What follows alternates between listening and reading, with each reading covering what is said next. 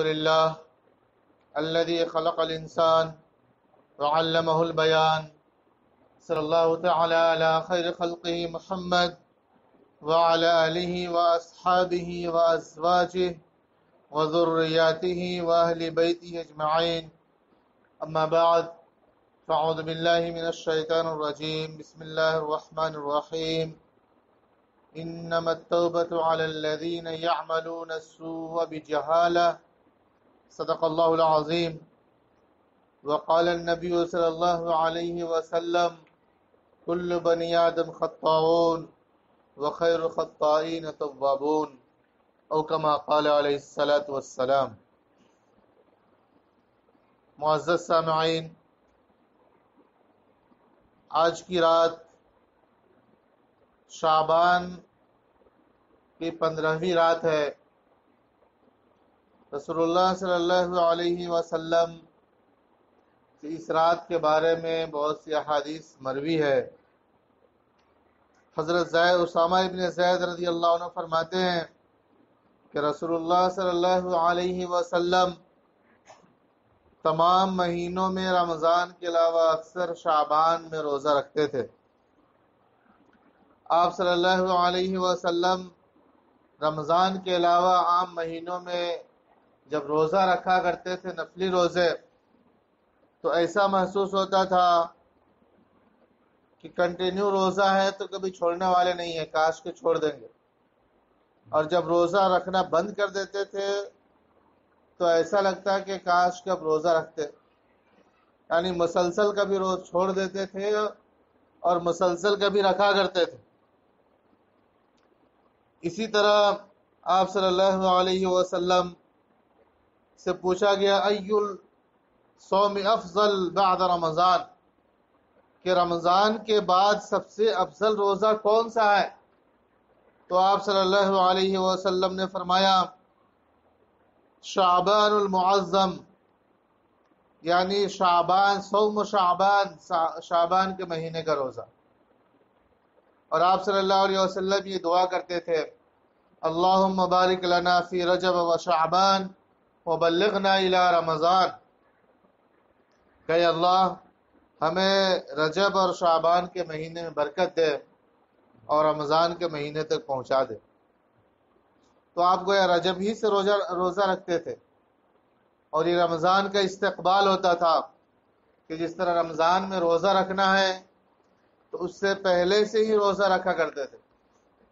حضرت عائشہ رضی اللہ تعالی عنہ سے مروی ہے، حضرت عائشہ رضی اللہ عنہ فرماتی ہیں کہ آپ صلی اللہ علیہ وسلم رمضان کے علاوہ سب سے زیادہ روزہ شعبان میں رکھا کرتے. تو اس طرح کی بہت ساری احادیث ہیں جس سے معلوم ہوتا ہے کہ شعبان کے روزے کی بڑی فضیلت ہے، اور خاص طور سے شعبان کے 15ویں دن کی، یہ 15ویں کی شب ہے اور آنے والا جو صبح ہے وہ 15ویں کے دن ہے. تو اس دن کے روزے کی بہت ساری فضیلتیں ہیں. آپ صلی اللہ علیہ وسلم کا ارشاد ہے کہ شعبان کے مہینے میں آج کے دن گویا اللہ تبارک و تعالی بندے کے نامہ اعمال کہ 1 سال کے لیے لکھتے ہیں، اور وہ 1 سال میں اس کے ساتھ کیا ہونے والا ہے وہ پورا لکھا جاتا ہے، کہ آج کی تاریخ میں اس سال میں کتنے لوگ مریں گے، کتنے زندہ رہیں گے، کتنے کیا کیا کرنے والے ہیں، یہ سب کے لکھے جاتے ہیں. تو آپ صلی اللہ علیہ وسلم نے فرمایا کہ جب میرا نامہ اعمال لکھا جائے، اللہ کے سامنے پیش ہو، تو میں یہ پسند کرتا ہوں کہ روزے کی حالت میں ہو، اور روزہ اللہ تعالیٰ کو پسند ہے. اس لیے شعبان کے 15ویں کے دن میں روزہ رکھنا چاہیے. اور آپ صلی اللہ علیہ وسلم کا ارشاد ہے کہ اللہ کے رسول صلی اللہ علیہ وسلم فرماتے ہیں کہ اللہ تعالیٰ اس چیز کو پسند کرتے ہیں جو عمل تھوڑا ہو لیکن مداومت کے ساتھ. مداومت یعنی پابندی اس پر کیا جائے. مثال کے طور پہ اگر ہم درود پڑھتے ہیں روزانہ 100 مرتبہ یا 100 مرتبہ صبح 100 مرتبہ شام ایک تسبیح پڑھتے ہیں تو یہ زندگی کا معمول ہونا چاہیے.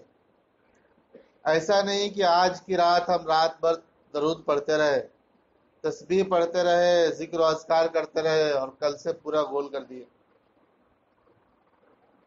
تو اس کا اثر زیادہ نہیں ہوتا.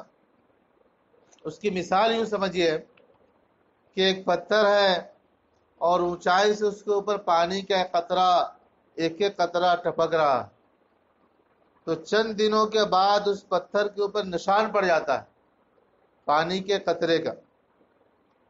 اور وہی اگر ایک 10 بہرحال یا 10 ٹانکی لا کر ایک مرتبہ اس پتھر پہ اڈیل دے تو کیا اس کا نشان پڑے گا؟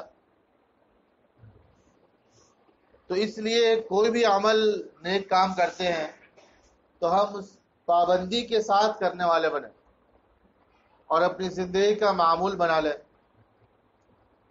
صدقہ اور خیرات کرتے ہیں تو زندگی کا معمول بنائے کہ ہم صدقہ خیرات کرتے رہیں گے. صدقہ کوئی ضروری نہیں کہ آدمی پیسے ہی دیا تو صدقہ ہوتا ہے. شریعت کی نظر میں صدقہ کا بہت وسیع مفہوم ہے.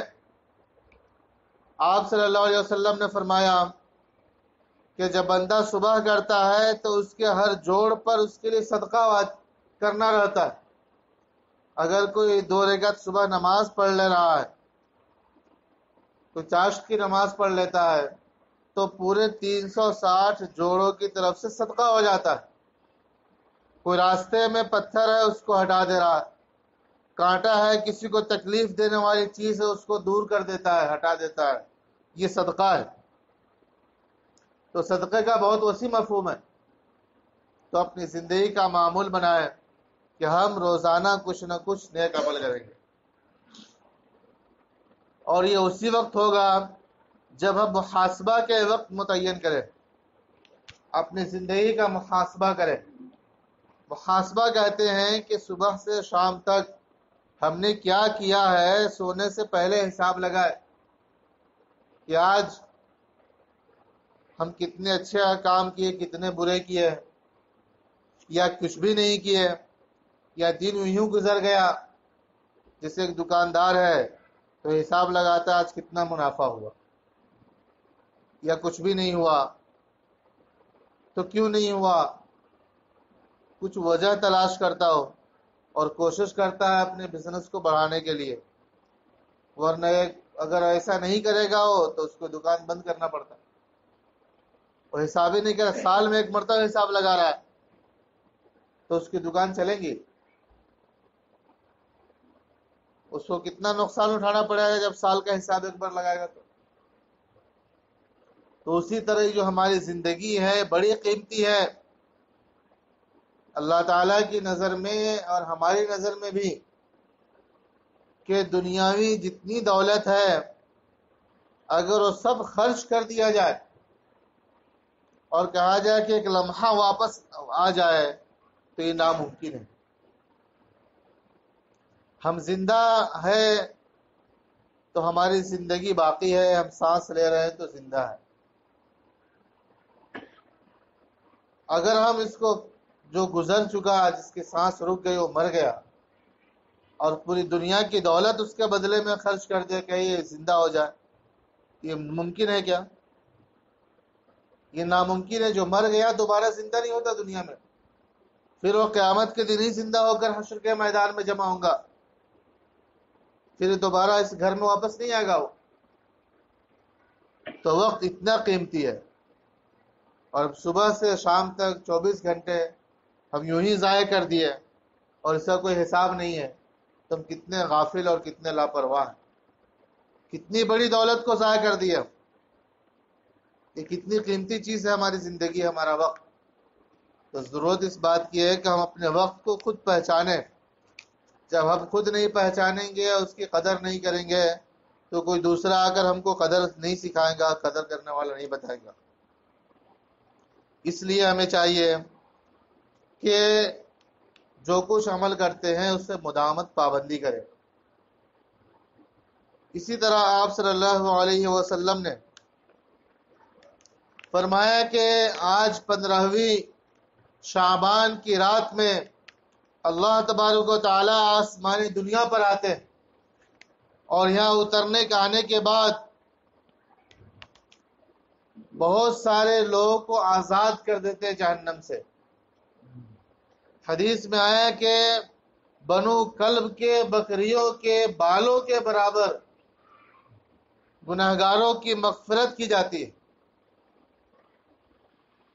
اللہ تعالی ہمیں اس رات کو عبادت کرنے اور آنے والے جو ایک سال کے جو فیصلے ہونے والے ہیں، اللہ تعالی ہم سب کے لیے خیر کا فیصلہ فرمائے، عافیت کا فیصلہ فرمائے، اور ہر طرح کی مصیبت اور آفتوں سے بچائے، اور آنے والا جو رمضان کا مہینہ ہے اس میں عبادت کرنے کی توفیق عطا فرمائے۔ آمین۔ وآخر دعوانا الحمدللہ رب العالمین۔